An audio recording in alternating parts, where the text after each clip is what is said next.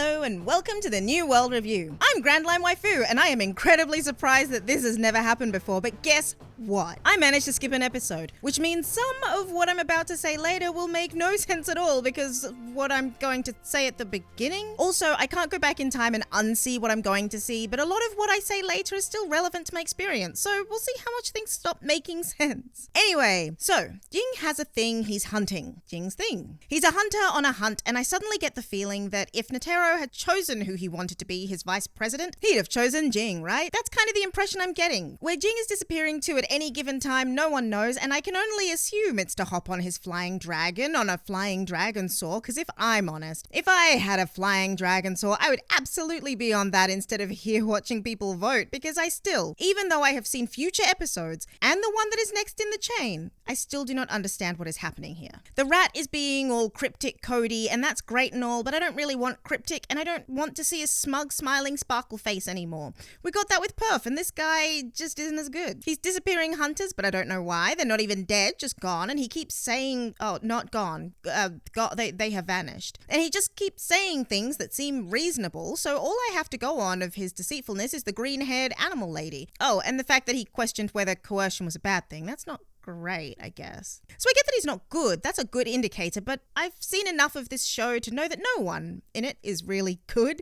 Everyone is of questionable morality. We just spent an entire arc questioning humanity. This is known and clear. Humans are awful in this world, so why would Jing be any different? I suppose animals like hunters, but what happens when the hunters are animals? What happens when the animals are hunters? And where did this panda come from? All I'm getting from the voting system at this point in episode 138 is a whole lot of political maneuvering that seems to be based on the idea that Jing is the only one who can save Netero's wishes by hunting down whatever or whoever he's hunting. And while I'm probably supposed to think that's the rat, I don't think it is. I just don't know what it's supposed to be. If there's a bigger game at play here, because of the behaviors involved and the amount of rules involved, I'm struggling to get it. My brain doesn't want it. On the other hand, we have Killua. At this, I must say, yes, there's a whole lot of new and understood, including the flashback pain, sort of. New storytelling mode, that, and I'm not sure what to make of it, nor what I make of it. Artistically, it's interesting and different, and it's helpful for me to know when we're in the past and when we're in the pastier past.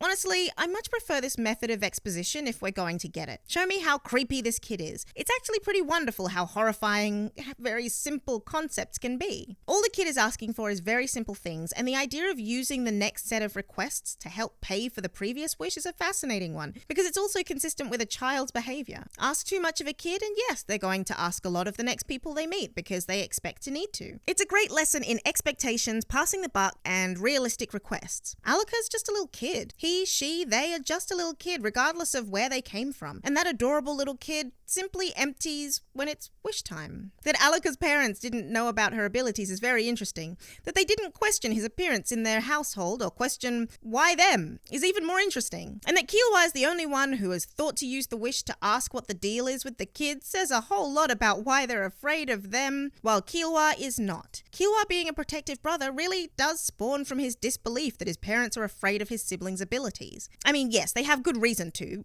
Don't get me wrong, this kid could end the world, but you'd think that maybe they would try to solve the situation a different way, like just an easy way, just to ask the kid what's going on. Though what exactly, could they have done beyond follow the rules set out by Killua or just do exactly what I said? Like, just ask again. Like, what's wrong with that? That's a wish. Go for it. Speaking of parents, I know for a fact that at points I've said Killua's dad is annoying. I still believe this, but he's letting his son try to rescue Gon because he cares about his son and is trying to teach him good morals. That or the blood bond thing is a Nen ability and Killua's returning to the fold of the family one ALLUKA-driven step at a time. I could well imagine his dad has used ALLUKA's ability to make sure Killua comes home or some such. Or that the Nen ability does that, but I'm not sure. One thing is sure and clear and fair and all of those things. I'm intrigued by how Killua plans to help Gon, given we know how much danger he's putting people in, and the fact that Gon could die as a result of the wish being cast anyway, which means coming back to life, then going away from life, and maybe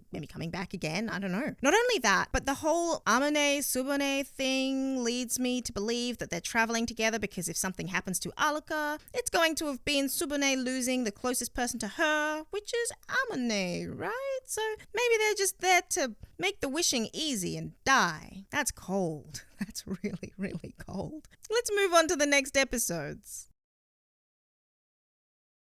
Killua is on his way to seek out his brother ALLUKA. I do wonder how we were supposed to know that's what he was doing. Like, it just... There's such a big jump in content that I was floundering for the first few minutes, pausing to go back and see if I'd missed something in the previous episode.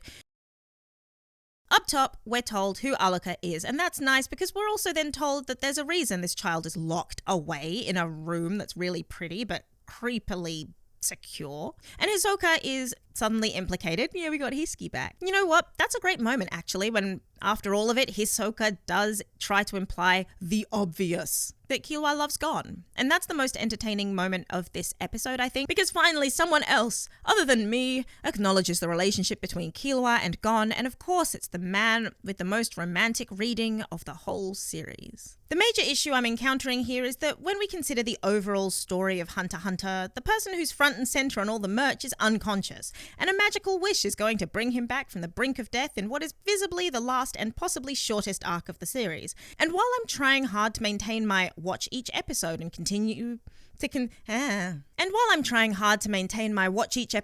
consider it as part of the overall as we go stance on things, I'm really struggling to ignore the fact that I'm seeing the end of the series and feel like the arc is going to be over before it began, thanks to being spoiled by the Chimera Ant arc you were all so desperate for me to consume. Because having finished that arc, why am I still watching? Because, you know, besides my casual slamming of the series, it doesn't look like a bad storyline. I just think it probably should have come before the Ant arc, despite the fact that it's purely there to be a denouement for it. And maybe that's how I'll look at it. This is the tying up of loose ends, the circle of life, the cleanup. I do actually love the way the world is structured, and I like the ways in which it deviates from our own, which isn't something I could have realized until now, having been through so much. Meanwhile, we have Milky Boy. Moo Cow Man is back in the picture, and you know what? After all this time, we still don't know where he went or what he was doing. I'm still angry. I'm angry about that. Like, I'm actually genuinely upset about that. That's annoying. But he's back, presumably with his falcon, being the stranger danger he was always supposed to be. That Killua did what his parents didn't expect was great, I guess, but not unexpected for us. I also didn't quite understand what he was supposed to do versus what he did do, so maybe I'm missing something there. Either way, Killua now has a cute kid that's not necessarily human, but is his brother. So let's get into the next episode and see what he does with the kid as he tries to rescue Gon, ALLUKA, and something else. Oh, and in case you're wondering what I thought of the voting part of the episode, I didn't. My brain entirely blanked it out. Let's move on to 140. Episode 140. You don't realize how much you miss Leorio's earnest, angry goodness until he's back earnest and angry, you know? Leorio is one of the few characters in the series, I think, who can pull off comedic drama. And it's a very specific trait, I think, taking on a dramedy sort of flavor, and it's such a clear and distinct experience that I'm glad he came and made the Hunter vote worth watching. Leorio has always had very specific and unmalleable values, so having him turn up with the specific desire of looking after his friends and now with the upgraded ability to punch through the floor into someone's face looking like a certain guy with a gum fruit, more to the point, I think there's a world in which he's the protagonist of the show. I mean, he's sort of narratively cast as one of the protags, but because he hasn't been present for much of the show, we don't really know, you know? The important thing at this point is that he's the only one willing to call Jing on his awful parenting. And if we think back to when I was talking about how monsters are born, I said that it was part culture. Now, if we take a look-see at what's going on here, we have a kid who left the safety of his home to follow his dad's dream because he needed to know why he was abandoned as a child. And this is where he's ended up because that same father strung him along. I'm not saying Gon being a gaseous Nen form is all his dad's fault, but I'm not saying that, you know? The fact that Gon is a strange burning husk and there is no exorcist strong enough to fix him is quite interesting. He gave himself a restriction and a covenant, and while I don't know what that means in story terms, I know what a restriction is, and I kind of know what a covenant is, and I recall he said he didn't care and decided to just throw all of him into doing a thing. Burning out like the sun is a very impulsive thing to do, but I mean, you know, be careful. And the fear on that woman's face says everything about the cost of the wish that's going to be needed to deal with that. So he's just making Killua pay more again. And of course he's going to pay for that with ALLUKA and Miss Trunchbull. I love that Killua is one of the strongest danger kids in all of Dangerdom, and yet Miss Trunchbull,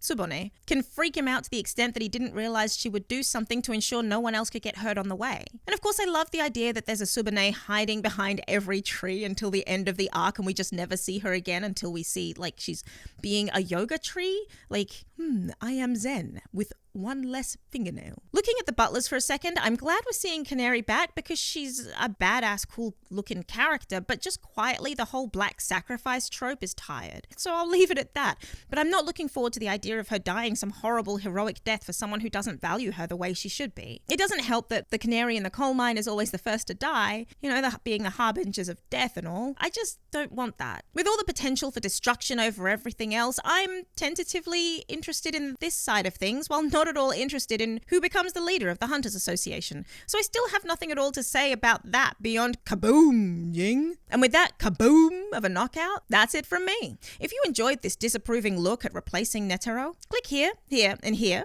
Do the fun things. Make sure you have a lollipop, and I'll see you next time.